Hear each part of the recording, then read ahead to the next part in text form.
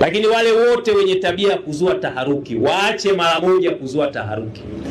Sasa hivi ukizua taharuki, wewe ndo wa kwanza tunakukamata, tunakufikisha kwenye vyombo vya ulinzi na usalama. Ukiibuka ukasema nyeti zangu zimepotea, tunaruka na wewe. Tumeelewana sijui? Tunakukamata wewe, kwa sababu watu wote ambao tumewafuatilia, kila ambaye alikuwa analalamika, alizua taharuki kwamba nyeti zangu zimepotea, alipokaguliwa nyeti zake zipo. Wote waliotoa taarifa, sijui kuna mtu mmoja akanigusa nani, walipomkagua mzigo upo, nyeti zipo, hazijapotea, hazijapungua. Kuna mwingine mpaka kambeba na mke wake kwenda kutoa ushahidi kwa jeshi la polisi kwamba kama mniamini muulizeni mke wangu. Wamefika kule, mke naye anasema ni kweli tumeona zimepungua, tofauti kabisa na vile ambavyo siku zote zipo. Amekaguliwa pale, mzigo upo kama kawaida. Mbona ulikuwa unatuambia kwamba tunaona hapa ndo zimeanza kurudi? Sasa ni mambo ya hovyo, ni mambo yanatuzulia taharuki, ni mambo ambayo yanajenga wasiwasi, ni mambo ambayo yanatuonekana sisi watu hatujastaarabika, ni mambo ya kuamini kwenye imani za kishirikina zilizopitwa na wakati. Ndugu zangu wa Tunduma, tuachane na hizo imani.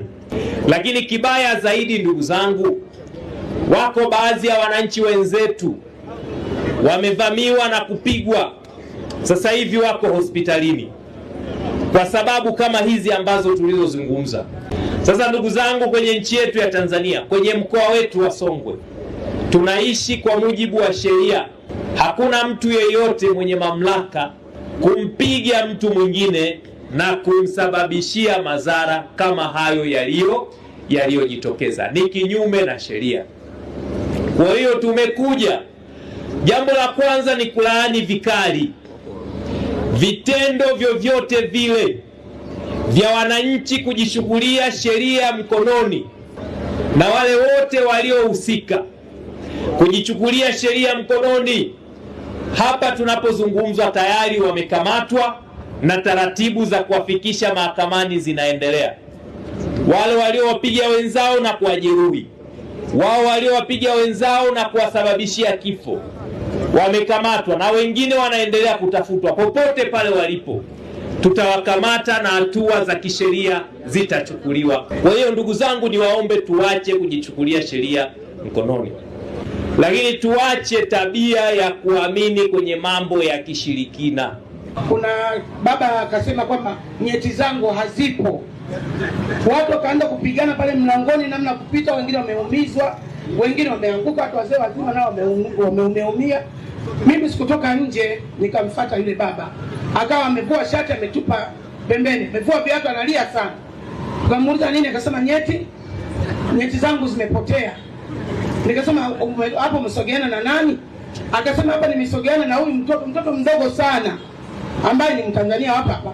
Yule mtoto akasema mimi sijamgusa huyu baba.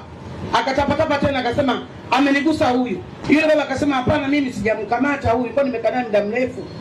Mimi nikachukua jukumu kuambia wanaume waende naye chooni, waende kumkague. Na pale nje watu wanazidi kusongamana, wanasema auawe huyu, wamuue. Haiwezekani, amemgusa, mzigo hamna, uwa. Fika chooni, askari wakamchukua yule ambaye aliyolalamika kwamba nyeti hazipo, na yule ambaye alimuhisi kwamba yeye ndiye amemgusa bega na kuchukua nyeti zake. Wakaondoka wote mpaka kituoni. Fika kituoni kufanya uchunguzi, kumcheki chini, mzigo upo.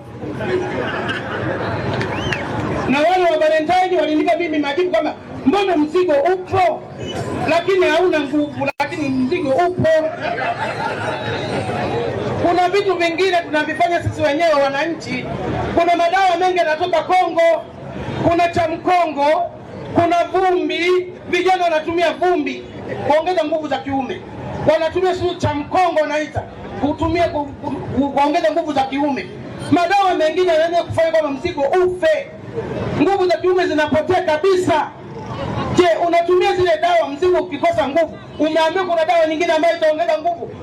Kwa hiyo yule mtu aliyelalamika, mzigo upo, wameukuta jana kituoni, mimi mwenyewe nikiwa shahidi. Tuache uongo.